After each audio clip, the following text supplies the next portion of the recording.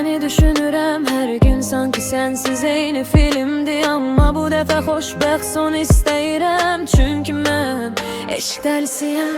Bu həyat bir yoldur, mən addımlayıram, hər daşda sənin adını duyuram. Külək əsir gətirir qoxunu, hər nəfəsdə yaşayıram bu anı.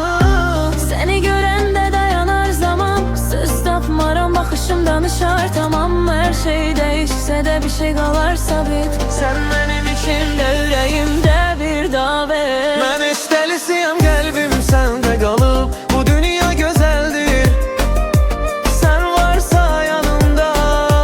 Yaxışda günəş beyə fərq eləmir mənə, çünki hər şey gözəllik səninlə yadda. Düşürəm səssiz küçələrə tək, atirələrim fısıldayır, unutma gərək. Həyat bəzən soyuq, bəzən şirin, amma sənsiz heç bir dadı deyil yerində, bilin. Biraz dəliliyim var amma təmiz ürək, səni sevən bu ruh heç vaxt getməyəcək. Bəzən gülürəm səbəbsiz, çünki yadına düşürəm, eşqin oduna yanmaqdan qorxmuram, gülürəm. Mən eşq dəlisiyəm, qəlbim səndə qalıb, bu dünya gözəldir, sən varsa yanımda. Yağışda günəşdə fərq eləmir mənə, çünki hər şey gözəldir səninlə yadda.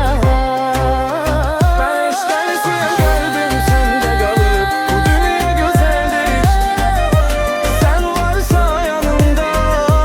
Yağışda günəşdə fərq eləmir mənə, çünki hər şey gözəldir səninlə həyatda.